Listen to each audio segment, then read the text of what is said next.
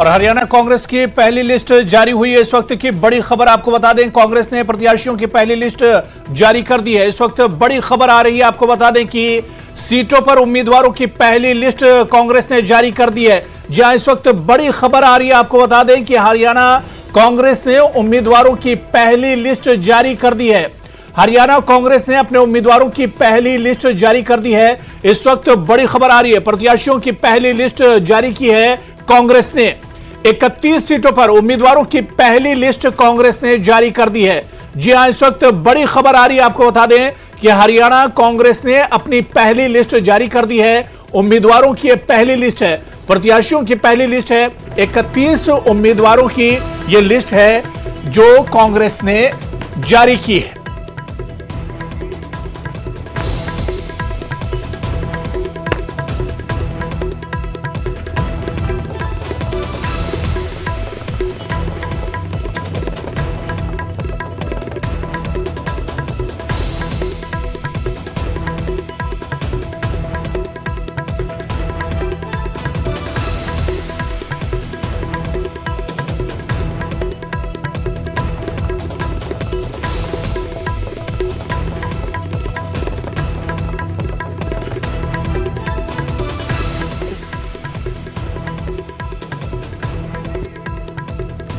और इस वक्त की बड़ी खबर, हरियाणा कांग्रेस ने अपने उम्मीदवारों की पहली सूची जारी कर दी है। 31 सीटों पर कांग्रेस ने अपने उम्मीदवार उतार दिए हैं। 31 चेहरे कौन से हैं जिस पर कांग्रेस ने अपना दांव खेला है, सिलसिलेवार तरीके से आपको बताते। कालका से प्रदीप चौधरी अपने पुराने चेहरे पर विश्वास जताया है। नारायणगढ़ से शैली चौधरी, साढौरा से रेणु बाला, रादौर से बिशन लाल सैनी, लाडवा से मेवा सिंह, शाबा जो रिजर्व सीट है रामकरण काला जो जेजेपी से हाल ही में कांग्रेस में शामिल हुए थे, जेजेपी को अलविदा कहकर, नीलोखेड़ी से जो ये भी रिजर्व सीट है, धर्मपाल गोंदर, असम से शमशेर सिंह गोगी ये सिटिंग एमएलए, स्मालखा धर्म सिंह छोकर। पहले से तय था कि इन पर पार्टी एक बार फिर से विश्वास जताएगी। हालांकि ईडी की कार्रवाई के बाद जरूर एक मुद्दा विपक्ष के पास रहेगा, विरोधियों के पास रहेगा, लेकिन इनको टिकट दिया गया है।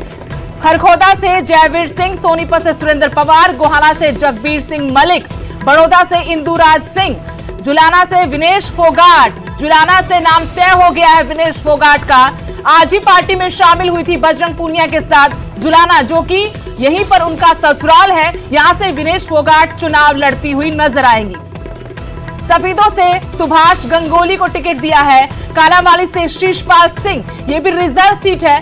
डबवाली से अमित सिहाग, गढ़ी सांपला किलोई भूपेंद्र सिंह हुड्डा इनकी पैतृक सीट है। रोहतक से भारत भूषण बत्रा, बीबी बत्रा को टिकट दिया है। सिटिंग एमएलए कलानौर से शकुंतला खटक, पहले लगा था कि टिकट काट देगी, लेकिन इस बार फिर से शकुंतला खटक पर ही पार्टी ने भरोसा जताया है। बहादुरगढ़ से राजेंद्र सिंह जून, बादली से कुलदीप वत्स भी सिटिंग एमएलए हैं। जज्जर रिजर्व सीट है। गीता भुक्कल एक बार फिर से यहां से पार्टी का चेहरा होंगी। बेरी से रघुवीर सिंह काद्यान, महेंद्रगढ़ से रावदान सिंह की टिकट को लेकर भी पेंच फंसा हुआ था, लेकिन लगातार पैरवी कर रहे थे भूपेंद्र सिंह हुड्डा। रेवाड़ी चिरंजीव राव, नू से आफ्ताब अहमद, फिरोजपुर झिरका से मामन खान, पुन्हाना से मोहम्मद इलियास, होटल जो रिजर्व सीट है उदय भान, फरीदाबाद एनआईटी से नीरज शर्मा।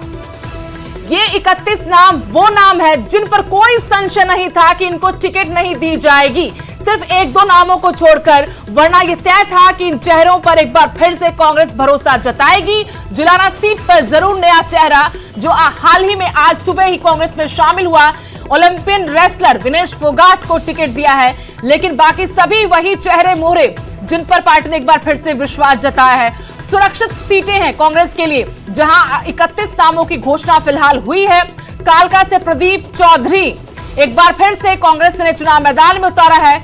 नारायणगढ़ से शैली चौधरी, साढौरा से रेणु बाला, रादौर से बिशला सैनी, लाडवा से मेवा सिंह, शाबा से रामकरण काला, नीलोखेड़ी से धर्मपाल गोंदर, असम से शमशेर सिंह गोगी, स्मालखा से धर्म सिंह छोकर, खरखोदा से जयवीर सिंह, सोनीपत सुरेंद्र पवार, गोहाना जगबीर मलिक, बड़ौदा से इंदुराज नरवाल को फिर से चुनाव मैदान में उतारा है। लेकिन देखना होगा यहां बड़ौदा सीट पर, क्योंकि पहले से ही दावेदार बहुत थे। इस बार कहा कि हमें जरूर आश्वासन मिला है दीपेंद्र हुड्डा भूपेंद्र सिंह हुड्डा से कि टिकट दिया जाएगा, लेकिन फिर से इंदुरा सिंह नरवाल पर भरोसा पार्टी ने जताया है। सफीदों से सुभाष गांगुली, कलावाली से शिशपाल सिंह। मेरे सहयोगी रवि मेरे साथ जुड़ गए हैं। रवि, आखिरकार कांग्रेस ने अपने 31 उम्मीदवारों की सूची जारी कर दी है और इनमें कोई हैरान कर देने वाला नाम फिलहाल नजर नहीं आ रहा। ये वो चेहरे हैं जो बहुत सुरक्षित सीट मानते हुए हम कहेंगे कि पार्टी ने फिर से इन पर विश्वास जताया है। बिल्कुल जिस तरीके से लगातार इतनी सारी बैठकों के बाद आज बेसब्री से लोग जो इंतजार कर रहे थे वो इंतजार खत्म हुआ और उम्मीदवारों की सूची आई है। बहुत सूझबूझ और समझ के साथ कांग्रेस खेमे ने ये आज अपना परिचय देते हुए 31 उम्मीदवारों की घोषणा की है और इन तमाम नामों पर अगर आप गौर फरमाइए तो ये हम कह सकते हैं कि ये लिस्ट एक तरीके से कांग्रेस की है, मगर ये लिस्ट हुड्डा ग्रुप की भी है। भूपेंद्र हुड्डा के तमाम खास जो शख्सियत रखने वाले, जो उनके आसपास के लोग, जो इनर सर्कल है भूपेंद्र हुड्डा का, वो कहीं ना कहीं इस लिस्ट में हमें देखने को मिल रहा है। अगर मैं नाम का विस्तृत करूं तो प्रदेश अध्यक्ष पहले ही ये घोषणा कर चुके थे न्यूज 18 के एक्सक्लूसिव इंटरव्यू के दौरान कि उदयभान होडल से लड़ेंगे, जो कि रिजर्व सीट है और यहाँ जिसको आना है वो आ जाए, मगर उसको एससी कोटे का सर्टिफिकेट चाहिए। ये बयान न्यूज 18 पर सबसे पहले आया था और उदयभान होडल से लड़ते हुए नजर आ रहे हैं। नीरज शर्मा हमेशा की तरह फरीदाबाद से लड़ रहे हैं। वही बात करें तो खास जो चेहरे हैं, कुलदीप वत्स जो कि सिटिंग एमएलए हैं, उनको भी मौका मिला है। बादली से वो चुनाव लड़ रहे हैं और बादली से उनका सामना ओम प्रकाश धनखड़ से करना होगा क्योंकि भाजपा ने वहां पर उन्हें उतारा है। लेकिन सोनीपत से विधायक सुरेंद्र पवार को फिर से उम्मीदवार बनाया है। यहां लग रहा था कि ईडी का जो मामला है उसकी जेल में है वो, और उस वजह से यहां पर उनके परिवार से पुत्र वधू को या किसी और को टिकट दिया जा सकता है। हम पिछले लंबे वक्त से ये भी देख रहे थे कि उनकी पुत्र वधू जो पंजाबी समुदाय से ताल्लुक रखती हैं वो चुनाव प्रचार कर रही है, लोगों के बीच जा रही, लोग जनसंपर्क कर रही थी। लेकिन सुरेंद्र पवार को चुनाव मैदान में उतारकर क्या संदेश कांग्रेस यहां से देना चाहती है? बिल्कुल, देखिए, अगर आपने जिक्र किया सोनीपत का, सुरेंद्र पवार का नाम पहले से ही आ रहा था। सुरेंद्र पवार की जो छवि है वो धूमिल है। कहीं ना कहीं ईडी का जो शिकंजा उनको फंस चुका है और लगातार ईडी की जो प्रक्रिया उनके ऊपर चल रही है, कार्रवाई चल रही है, जिसको लेकर उनकी छवि काफी धूमिल थी। काफी विवादास्पद नाम था उनका कि उनको जगह मिलेगी नहीं मिलेगी, मगर सूची में उनका नाम ये बताता है कि कांग्रेस ने ये तय किया है कि वो चुनाव लड़ेंगे और कहीं ना कहीं इसका जो विपक्षी खेमा है भारतीय जनता पार्टी, कहीं ना कहीं इसकी चुटकी लेते हुए जरूर नजर आएगी। वहीं आप बात करें, आपने सोनीपत की बात करी तो हमें महेंद्रगढ़ की बात करनी चाहिए। राव दान सिंह जो कि भूपेंद्र हुड्डा के काफी नजदीक है, राव दान सिंह लोकसभा चुनाव भी लड़ चुके हैं और वहां उनको पराजय का सामना करना पड़ा। राव दान सिंह महेंद्रगढ़ से दोबारा चुनाव लड़ने जा रहे हैं और जिस तरीके से ये लोग काफी भूपेंद्र हुड्डा के काफी खास नजर आते हैं, तो उनको भी यहाँ पे जगह मिली है।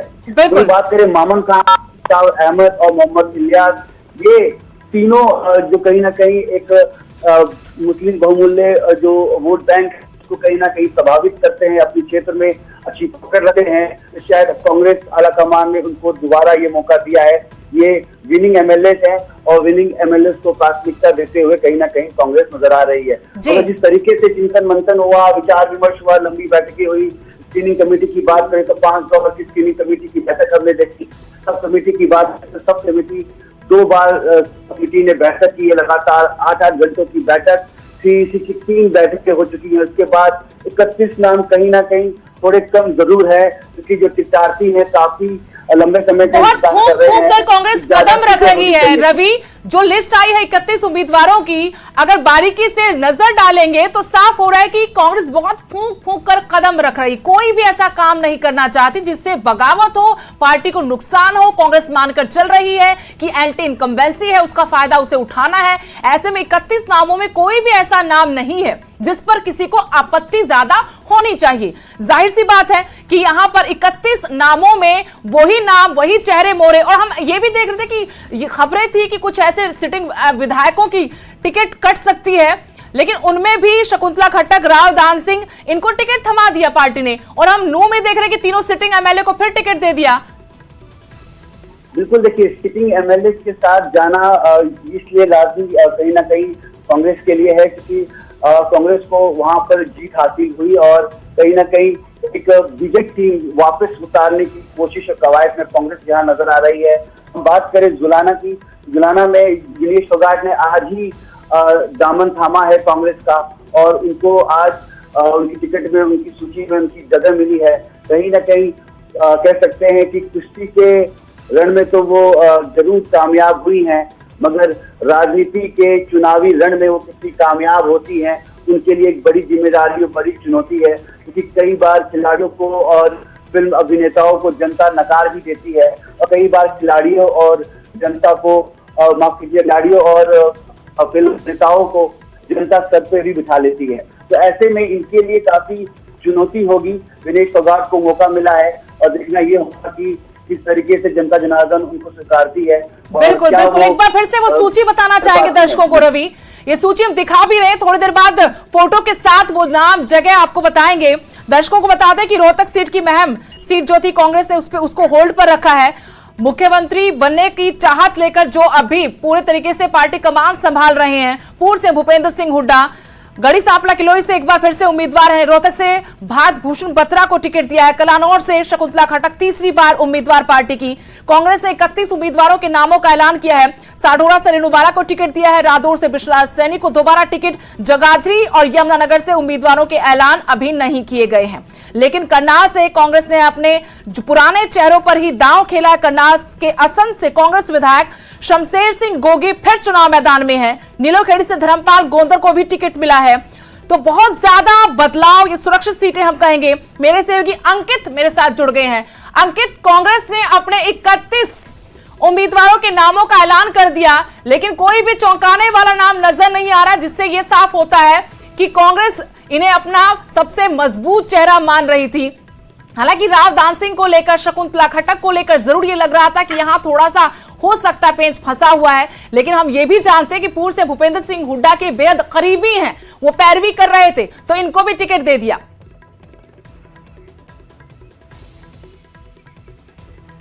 सुदेश, मैं आपको बता दूं कि 31 उम्मीदवारों की लिस्ट जारी हुई है। 31 उम्मीदवारों में 28 उम्मीदवार वही हैं जो कांग्रेस के एमएलए अभी मौजूदा हैं। 29 मौजूदा एमएलए थे, उसमें से एक की बात करें तो किरण चौधरी इस्तीफा दे चुकी हैं और वो बीजेपी को ज्वाइन कर चुकी हैं। तो बाकी बच गए 28 के 28 को टिकट दे दिया गया है। बाकी बचे दो में से धर्मपाल गोंदर हैं, वो निर्दलीय एमएलए थे अभी प्रेजेंट में, और उन्होंने कांग्रेस को समर्थन दे रखा था, अभी थोड़े दिन पहले ही समर्थन दिया था, तो उनको एक उम्मीदवार बनाया गया है नीलोखेड़ी से। वहीं अगर बात की जाए रामकर्ण काला की, तो वो उन्होंने भी जननायक जनता पार्टी से इस्तीफा देकर के, एमएलएशिप से इस्तीफा देकर के और कांग्रेस पार्टी ज्वाइन करी थी, तो उनको भी एक जो उम्मीदवार बनाया शाहबाद से। तो 30 की ये सूची बन जाती है टोटल, और एक जो नाम है वो जुलाना से विनेश फोगाट का है। तो 31 उम्मीदवारों की सूची जारी कर दी गई है, और 31 उम्मीदवार वही हैं। 30 में से 30 उम्मीदवार तो सिटिंग विधायक हैं, और एक जो है वो जुलाना से विनेश फोगाट है। साथ के साथ ये भी एक उन उम्मीदवारों को धक्का है क्योंकि इसके अंदर 2 एमएलए जो दूसरी पार्टियों से आए हैं वो उनको शामिल किया गया है। तो अब उन उम्मीदवारों को धक्का लग सकता है। उनमें नाम जो मैं आपको बताना चाहता हूं कि सोमवीर सांगवान है चरखी दादरी से, उनका कहीं ना कहीं पत्ता कटता हुआ नजर आएगा, ऐसी उम्मीद की जा रही है। क्योंकि अगर उनका नाम आना होता तो सिटिंग विधायक वो भी थे, उनका नाम भी इस सूची के अंदर आ सकता था। अंकित भनक भी है, सोमवीर सांगवान ने, बोलन की, उन्होंने भी कांग्रेस को समर्थन दे रखा था। थोड़ी भनक भी लगी थी। न्यूज 18 पर भी बातचीत में कहा उन्होंने कि टिकट मिलेगी तो ठीक है, वरना आजाद लड़ूंगा। मैंने पूछा कि ऐसा क्यों? पिछली बार भी बगावत करके आजाद आ गए थे, इस बार भी आपको उम्मीद क्यों नहीं नजर आई? कहा कि जनता ने मुझे बनाया था और इस बार भी जनता ही मुझे बनाएगी, यानी मेरा अपना जनाधार है, पार्टी से मुझे कोई लेना देना नहीं है।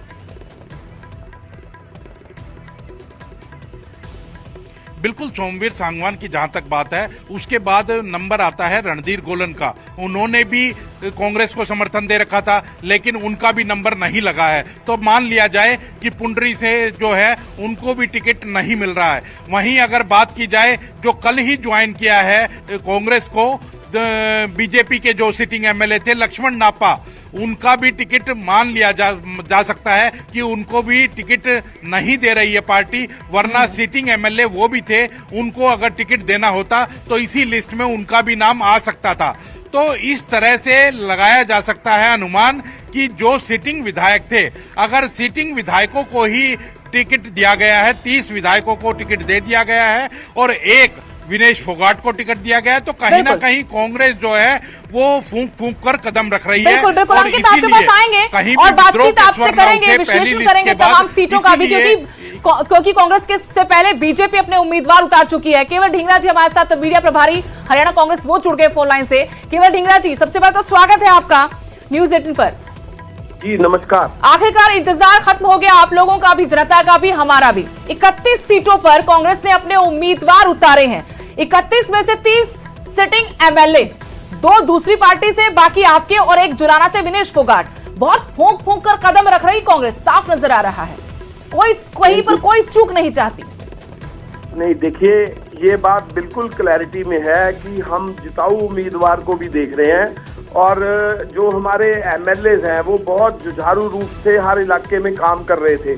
और जहां तक विनेश फोगाट की बात है, तो उनके साथ अन्याय जो है भाजपा ने किया था, उसका उनको जो है एक पुरस्कृत करना जो है हमारी जिम्मेवारी भी बनती है। हमारे अंतर्राष्ट्रीय खिलाड़ी हैं और उनके साथ अगर कोई अन्याय करेगा तो कांग्रेस पार्टी हमेशा उनके साथ खड़ी है, इसलिए उनको भी टिकट दिया गया है और उनको भी हम इलेक्शन में लड़वाएंगे भी और उनको जिताएंगे भी और एमएलए बनवा कर उसके बाद स्पोर्ट्स के जो पॉलिसीज होती हैं उनमें भी उनकी जो है पूरी जो है जिम्मेवारी जो है उस तरीके से रखेंगे कि वो अपनी बात जो है, जो अन्याय की या जो जिस तरह की शरारत जो भाजपा ने की है उसकी सारी बात वो रखें और अपनी बात जो है वो बताएं कि उनके साथ किस तरीके से अन्याय भाजपा कर रही है। एक बात। दूसरी और तीसरी ये बात है कि जनता को उनके मुताबिक जो है हम जो टिकट दे रहे हैं वो जनता उसको अपना कैंडिडेट मान करके, अपनी सरकार मान करके आगे चले। इस तरीके से हमने विनेबिलिटी के साथ जो है वो अपनी टिकट देने का काम करना है। और ये वाली टिकट जो है ये सिटिंग की मान सकते हैं, लेकिन इसके बाद जो सेकंड भी आएगी और जो थर्ड भी आ सकती है, तो वो जो है हमारी विनेबिलिटी के ऊपर आएगी कि हम जो है जो जिताऊ उम्मीदवार है उनको ही टिकट दे। और क्योंकि भाजपा का अब सुपड़ा साफ होने वाला है और कांग्रेस की सरकार आने वाली है। एक सवाल और ये यहाँ पर बहुत जरूरी हो जाता है आपसे पूछना केवल ढींगरा जी, 31 उम्मीदवारों के नामों का ऐलान किया जो बिल्कुल सेफ आपको लगा और हमें भी लग रहा कि बिल्कुल सेफ सीट्स थी और यही चेहरे यहाँ पर बनते थे, विरोध भी ज्यादा नहीं होगा। क्या बीजेपी में जो भगदड़ मची, जो बगावत हुई, उसके बाद से ये फैसला हुआ पार्टी के अंदर? क्योंकि हमारे पास ये जानकारी थी कि कम से कम 74 सीटों पर पहली बार में नाम अनाउंस करेगी कांग्रेस। नहीं, देखिए हम जो सोचते हैं, पार्टी का जो हाईकमान सोचता है वो उसके अकॉर्डिंगली काम करता है।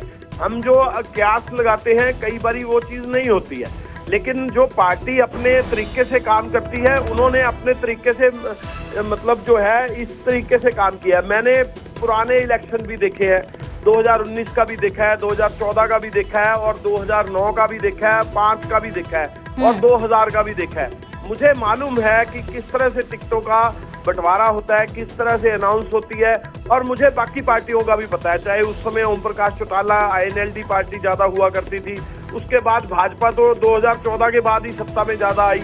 मुझे सारी पार्टियों का पता है कि कौन किस तरीके से काम करता है। लेकिन इस बार जो है भाजपा के अंदर अंतर कला बहुत ज्यादा थी, लेकिन ऊपर दिखती नहीं थी क्योंकि किसी ना किसी तरीके से उसको ढक करके रखते थे। वो सारी बवाल में निकल करके बाहर आई और उसका जो है एक तरह से भांडा फूट गया कि भाजपा के अंदर अंतर कला भी बहुत है, भाजपा के अंदर फूट भी बहुत है और भाजपा के अंदर लड़ाई भी आपस में जो है गुटबाजी भी बहुत है।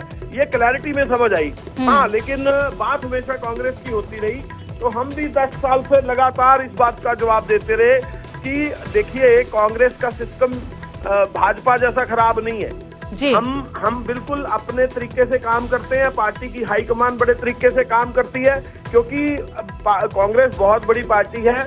लोकसभा में भी हमारे पास 362 उम्मीदवार थे, ऑन एन एवरेज 36 उम्मीदवार एक सीट पर बनते थे। वहां भी हमने किसी तरह की कोई फाइटिंग या किसी तरह का कोई वो नहीं हुआ, और लोकसभा का हमने 5 सीटें भी जीती। ठीक है, इसी तरह इसमें भी एक लाडवा सीट का जिक्र कर लें। आपकी तरफ से कहा जाता रहा, जेजेपी नेलो की तरफ से कहा जाता रहा कि कहीं से भी मुख्यमंत्री चुनाव लड़ लें, हार तो होगी। अब कटी पतंग हो गए हैं। दुष्यंत चौटाला तो ये तक कहते रहे, वहां से कांग्रेस ने मेवा सिंह को टिकट दिया है। कितनी टक्कर दे पाएंगे? क्या उनमें टिकाऊ, क्या उनमें जिताऊ, क्या गुण देखा पार्टी ने? क्या वो मुख्यमंत्री को चुनौती दे पाएंगे इस चुनावी रण में? आप देखिए, ये मुख्यमंत्री जी जो है 3 महीने के, ये पहले नारायणगढ़ से एमएलए बने थे जी। उसके बाद ये नारायणगढ़ में रणछोड़ हो गए, और उसके बाद ये चले गए जो है कुरुक्षेत्र, वहां से मेंबर पार्लियामेंट बने। वहां से भी छोड़ के चले गए, फिर पहुंच गए करनाल। अब करनाल भी छोड़ दिया, क्योंकि इनको तो कोई सीट अपनी नजर सेफ सीट नहीं आ रही। अब फिर वहां से करनाल से भाग करके फिर लाडवा पहुंच गए। जो लोग खुद ही डरते फिरते भागते हो, वो दूसरे की बात क्या करेंगे? और मेवा सिंह जी तो वहां पे सिटिंग एमएलए थे, दोबारा चुनाव लड़ेंगे और नायब सिंह सैनी हराएंगे। मुख्यमंत्री के आने से कोई फर्क नहीं पड़ेगा उनके सामने। नायब सिंह सैनी बहुत ज्यादा मतों से हारेंगे, मैं आपको ये बता रहा हूँ।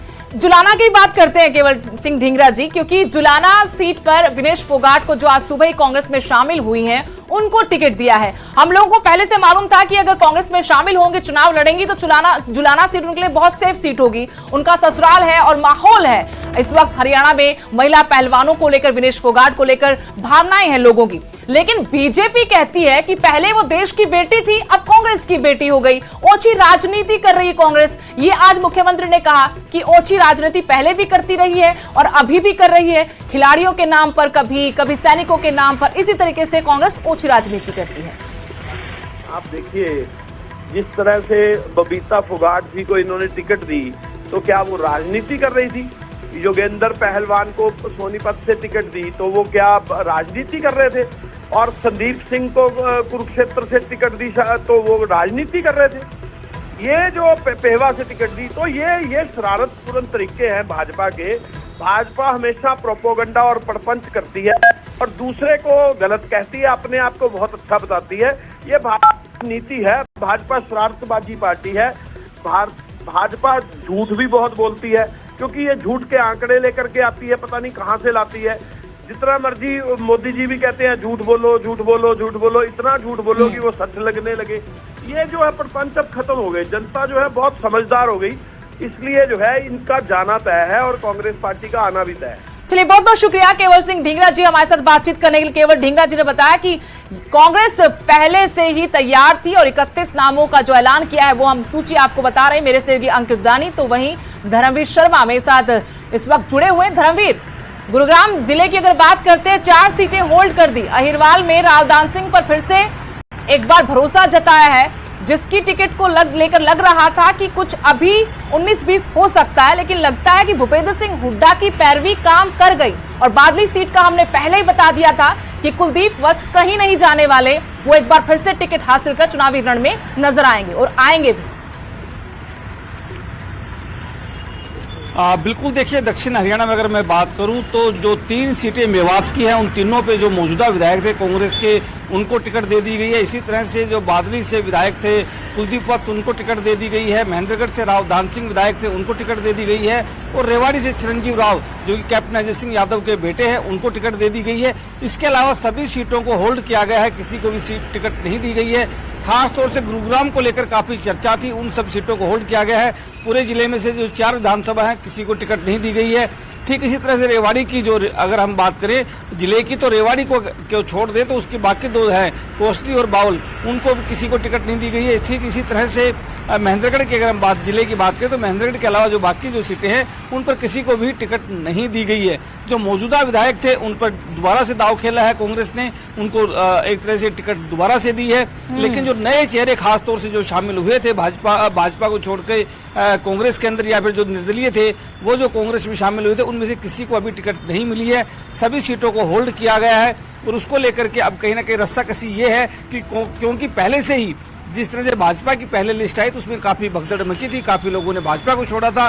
तो अब कहीं ना कहीं कांग्रेस को भी ये लग रहा है कि एक एक सीट पर चुन चुनकर कदम रखना होगा ताकि उनके यहाँ भी इस तरह की भगदड़ ना बचे। इसीलिए सोच समझकर जो बंटवारा है वो करने की कोशिश कर रही है। इसीलिए सिर्फ मौजूदा विधायकों को दक्षिण हरियाणा में टिकट दी गई है, बाकी सभी सीटों को होल्ड किया गया है। तो आने वाले दिनों में 1-2 दिन में और इंतजार करना होगा कि कब कहां से किस को इसमें टिकट मिलती है। बिल्कुल, अंकित से भी यही बात हो रही थी। अंकित से हम बात कर दें कि बहुत ज्यादा हैरान कर देने वाली लिस्ट तो ये है नहीं, सूची में वही नाम है जिन पर कोई आपत्ति ज्यादा उठाएगा नहीं, सेफ सीटें हैं ये कांग्रेस के लिए। अंकित, अगर हम कुरुक्षेत्र की भी बात करते हैं, वैसे तो सारी सीटों पर हम बात करेंगे, लाडवा से बेवा सिंह को उतार दिया, लेकिन अभी पेवा थाने से विधानसभा सीट पर पत्ते नहीं खोले। और तमाम हम जो चेहरों की बात कर रहे थे पिछले दिनों, चाहे वो पार्टी में शामिल हुए हो या फिर कांग्रेस के अपने मजबूत चेहरे, वहां पर अभी पत्ते खोलने में इंतजार कांग्रेस कर रही है। हिसार, सिरसा, यहां पर भी खुलकर अभी कांग्रेस सामने नहीं आई। क्या इसके पीछे भी यही वजह है कि बीजेपी में जो बगावत हुई उससे कांग्रेस से कम सबक लिया है कि देखिए अभी वक्त है हमारे पास, फिलहाल जो 31 चेहरे हैं जहां पर ज्यादा उंगलियां नहीं उठेंगी, भेदभाव की कम गुंजाइश है, आरोप लगाने की कम गुंजाइश है, बगावत करने की कम गुंजाइश है, भीतरघात की कम गुंजाइश है, वहां पर हम नामों की घोषणा कर देते हैं।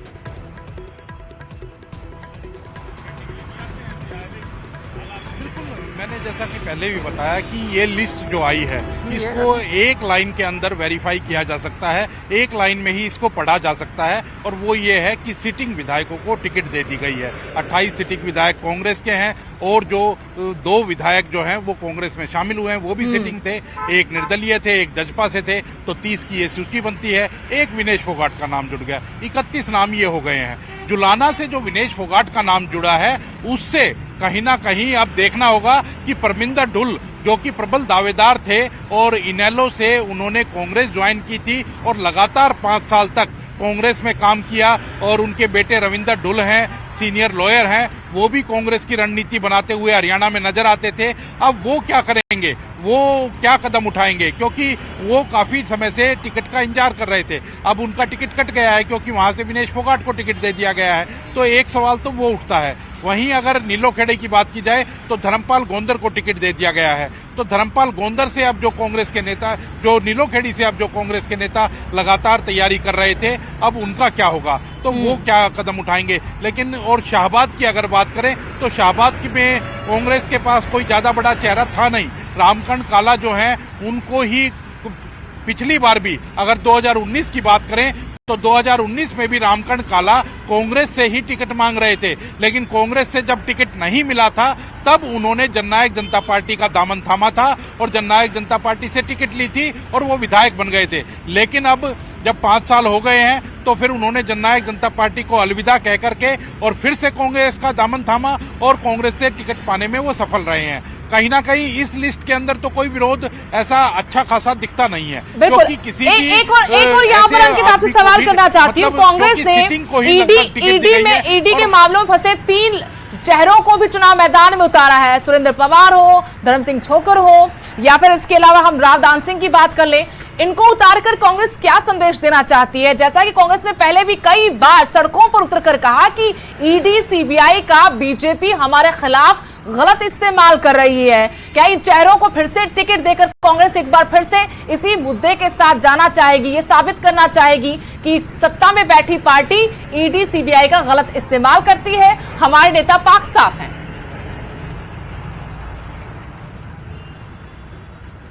बिल्कुल, जब बैठक हुई थी सीईसी की और राहुल गांधी उस बैठक के अंदर मौजूद थे तो हमारे सूत्र बताते हैं कि उस समय भी ये सवाल उठा था और राहुल गांधी ने भी सवाल उठाया था कि जो भी दागी विधायक हैं उनको टिकट ना दिया जाए। और लेकिन साथ के साथ राहुल गांधी ने ये भी कहा था कि जिस तरह के ईडी और सीबीआई के छापे जो कह सकते हैं कि 3 विधायकों के जो नाम लिए गए, राव दान सिंह है, सुरेंद्र पवार है या धर्म सिंह छोकर है, अगर उन्होंने ये कहा कि अगर इनके जो ऊपर आरोप लगाए गए हैं वो अगर राजनीति से प्रेरित हैं तो फिर इनको जरूर कंसीडर करना चाहिए, क्योंकि जवाब मिले भाजपा को। तो इसीलिए कह सकते हैं कि कांग्रेस ने ये मान लिया है कि उनके जो आरोप हैं वो उनके ऊपर जो आरोप लगे हैं वो राजनीति के तहत आरोप लगे हैं, राजनीतिक रंजिश कहीं ना कहीं निकालने की कोशिश की गई है। ये कांग्रेस संदेश देना चाहती है, क्योंकि राहुल गांधी ने साफ तौर पर कहा था कि अगर किसी की भी दागी छवि है तो उसको टिकट नहीं दिया जाएगा, लेकिन उसके बावजूद ये सहमति बनी है कि 28 के 28 जो मौजूदा विधायक हैं उनको टिकट थमा दिया गया है और जो बाकी के हैं, लेकिन उनके लिए बड़ा धक्का है जो सिटिंग विधायकों ने ज्वाइन की थी कांग्रेस, क्योंकि उनको अब नजर नहीं आ रहा है कि वो अब कांग्रेस उनको टिकट अगली सूची के अंदर देगी या नहीं देगी। अभी डाउट में चले गए वो नाम। सेफ गेम है, आत्मविश्वास के साथ आए तो थे, लेकिन जिस तरीके से सूची आई है उससे मायूसी तो थोड़ी हाथ लगेगी। जी जी अंकित, एक और सवाल करना चाहती हूँ आपसे। बिल्कुल, थानेसर की भी अगर सवाल ये है मेरा कि कुमारी सैलजा के समर्थकों को भी 3 को टिकट मिली है, प्रदीप चौधरी, शैली चौधरी और इसके अलावा रेणु बाला सढौरा से, यानी वो खेमेबंदी जो कांग्रेस में रहती है, जो उबाल रहता, खींचतान रहती है पार्टी में अपने नेताओं के बीच में, उसको भी शांत करने की कोशिश की गई है।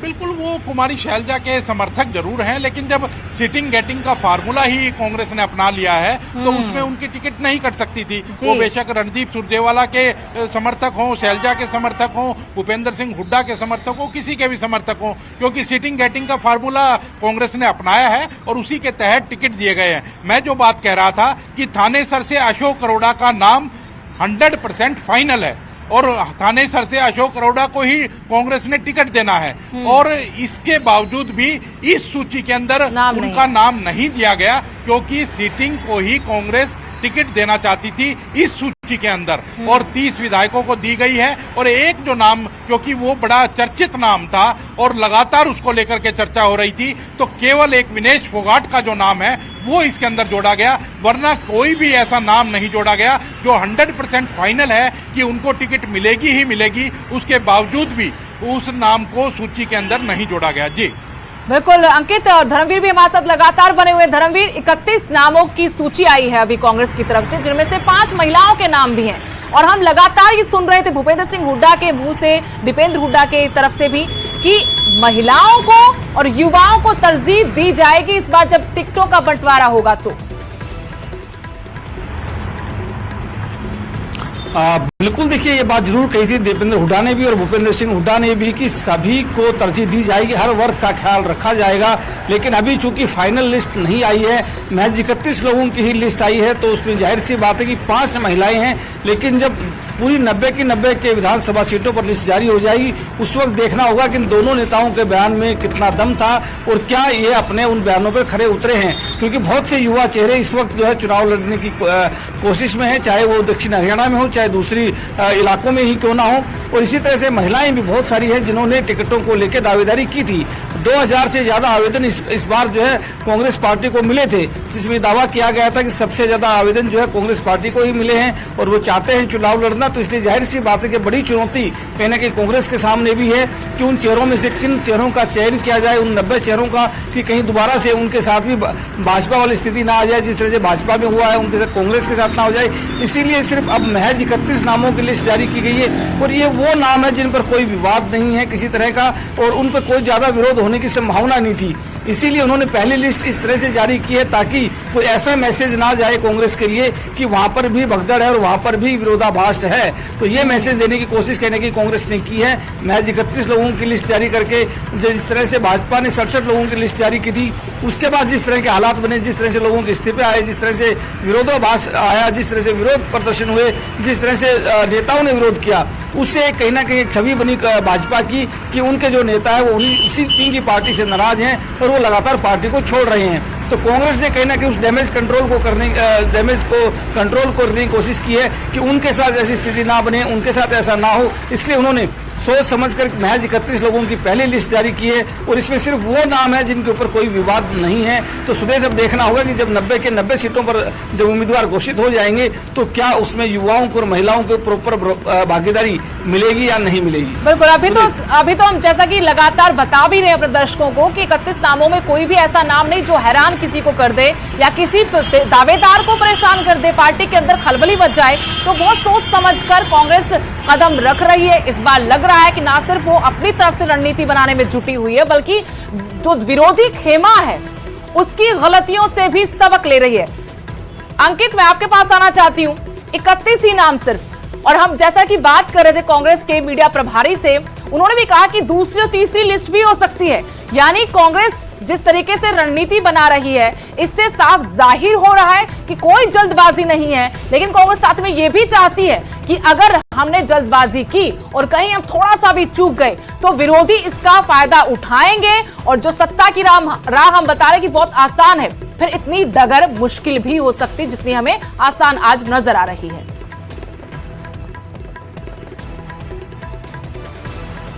बिल्कुल सुदेश, एक बात मैं और लिस्ट के हिसाब से कहना चाहूंगा, क्योंकि जिस हिसाब से 31 की लिस्ट जारी हुई है और 30 उसमें से सिटिंग विधायक हैं, लेकिन जो लंबे समय से वहां जो और कार्यकर्ता भी प्रयास कर रहे थे कि कांग्रेस की उन्हें भी टिकट मिल सकती है, वो भी नेता बन सकते हैं, वो भी विधायक बन सकते हैं, लेकिन उनको एक बड़ा धक्का जरूर लगा है। उसमें एक नाम राजेश जून का है बहादुरगढ़ से। उन्होंने अंकित आप अपना चाहती पुनवाना से एक बार फिर टिकट मिली है। मोहम्मद इलियासी वो हमारे साथ जुड़ गए हैं। मोहम्मद इलियासी, बहुत बहुत स्वागत है न्यूज 18 पर आपका। एंकर साहिदा जी, पहले तो मैं आपको बधाई देना चाहता हूँ। आपको बधाई देना चाहते हैं हम आपको बधाई देना चाहते हैं, टिकट मिल गई आपको। संपर्क टूट गया, एक बार फिर कोशिश करेंगे क्योंकि फिर से मोहम्मद इलियास पुराना चेहरा है, भूपेंद्र सिंह हुड्डा के बेहद करीबी रहे हैं, उनको फिर चुनाव मैदान में उतारा है। उनसे बात करने की कोशिश करेंगे। तमाम जो उम्मीदवारों पर भरोसा पार्टी ने जताया है उनसे संपर्क साधने की हम भी कोशिश कर रहे हैं, लेकिन मेरे से भी लगातार। अंकित, आपसे मैं बात कर रही थी, अपनी बात पूरी कीजिएगा। मैं वही कह रहा था कि जिस तरह से बहादुरगढ़ के अंदर राजेंद्र जून को एक बार फिर से टिकट दे दी गई है, तो वहां से एआईसीसी डेलीगेट हैं राजेश जून, वो भी टिकट मांग रहे थे, वो भी दावेदार थे, तो उन्होंने भी अपनी फेसबुक पोस्ट से कांग्रेस का कहीं ना कहीं सारा नाम नूम फोटो वगैरह हटा दिए हैं। तो हो सकता है कि वो निर्दलीय चुनाव लड़ते हुए नजर आएंगे अब, क्योंकि उन्होंने पहले ही ऐलान कर रखा है, तो अब वो निर्दलीय चुनाव लड़ते हुए नजर आएंगे। ऐसे ही बहुत से ऐसे लोग हैं जो सिटिंग विधायक के खिलाफ भी कहीं ना कहीं वहां तैयारी कर रहे थे कि उनको भी टिकट मिल सकता है। 5 साल उन्होंने भी मेहनत की है और सिटिंग विधायक जरूर था, लेकिन फिर भी वो मेहनत कर रहे थे। ऐसे ही जज्जर से भी कह सकते हैं कि जज्जर से ऐसे बहुत सारे इनमें नाम है अंकित जो दूसरी तीसरी बार चुनाव लड़ रहे हैं, तो ऐसे में 15-15, 10-10 साल से कार्यकर्ता तो मेहनत करता इसी उम्मीद के साथ कि कभी उनको टिकट मिल जाए पार्टी का, तो वो तो कहीं गुंजाइश अभी भी है कि बगावत हो जाए। और अभी दूसरे खेमे से भी बहुत सारी जगहों पर टिकट अनाउंस नहीं हुई है। जेजेपी को ऐलान करना, इनेलो को भी अपनी पार्टी की तरफ से ऐलान करना उम्मीदवारों का, तो उनको संभावनाएं अगर जहां लगेंगी तो जाहिर सी बात है कि लोग जाएंगे। बगावत तो हो सकती है, लेकिन इन 31 नामों में ज्यादा नुकसान होता कांग्रेस को नजर नहीं आ रहा।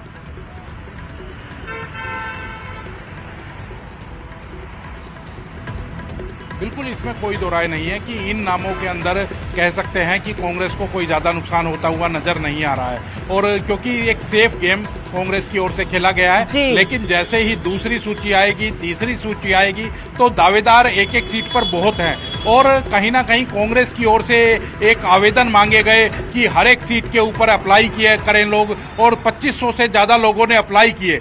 तो कहीं ना कहीं ये फार्मूला जो कांग्रेस का फेल होता हुआ नजर आया, क्योंकि आवेदन मांगे गए।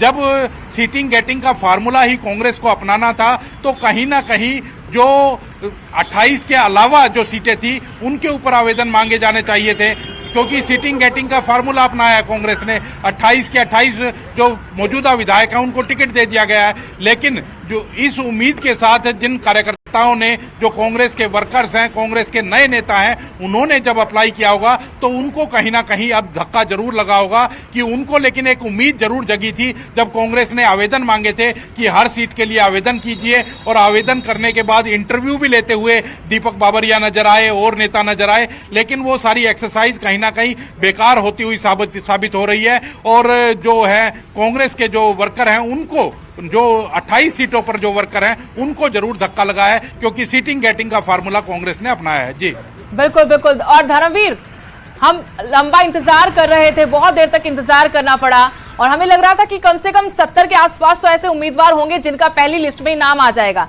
लेकिन जैसा कि हम ये भी चर्चा करें कि बहुत सेफ गेम खेल रही है कांग्रेस, लेकिन दूसरी और तीसरी सूची अगर आती है तो गेम वहां से पलट भी सकता है, बाजी वहां से बहुत हद तक पलट भी सकती है। जिस बगावत के चर्चे आज बीजेपी को लेकर हो रहे हैं, वो बगावत कांग्रेस में भी हो सकती है। बिल्कुल, देखिए, बीजेपी की जब 67 उम्मीदवारों की लिस्ट आई थी, उसके बाद बहुत से लोग ऐसे थे जिन्होंने निर्दलीय चुनाव लड़ने का ऐलान किया, बहुत से लोग ऐसे थे जिन्होंने कांग्रेस को ज्वाइन किया, बहुत से लोग ऐसे थे जिन्होंने ये कहा कि वो कांग्रेस की टिकट पर चुनाव लड़ेंगे, बहुत से लोग ऐसे थे कि वो कांग्रेस के लिए समर्पित कार्यकर्ता के रूप में काम करेंगे।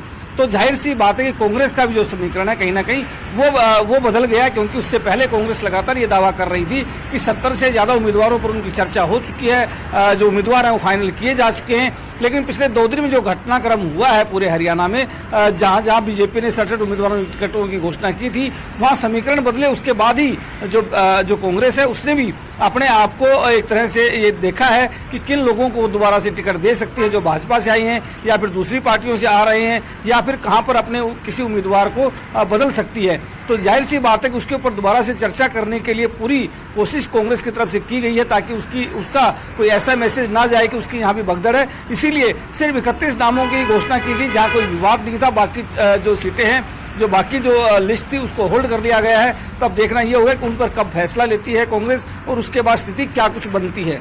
जी बिल्कुल। अंकित, कालका सीट से हम बात कर लेते हैं, उन सीटों का जिक्र कर लेते हैं जहां पर अब कांग्रेस और बीजेपी ने अपने उम्मीदवार उतार दिए हैं। सीधा मुकाबला, अगर हम प्रदीप चौधरी पुराने नेता हैं और कालका में अच्छी पकड़ है, लेकिन इस बार बीजेपी ने भी अपना उम्मीदवार वहां पर बदल दिया है। विनोद शर्मा की धर्मपत्नी शक्ति रानी शर्मा को पार्टी ने टिकट दिया है।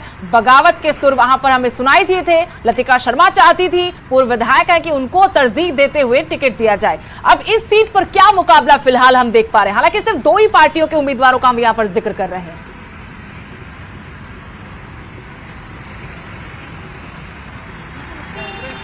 जहां सिटिंग के ऊपर ही अपना जो गेम खेला है, अपना जो विश्वास जताया है, वो प्रदीप चौधरी पर ही विश्वास जताया है। वहीं भाजपा ने लतिका शर्मा की बजाय जो शक्ति रानी शर्मा है, उनको टिकट समाया है। तो आज जब शक्ति रानी शर्मा से हम बात कर रहे थे, तो उन्होंने कहा कि मैं इस इलाके के लिए नई नहीं हूँ।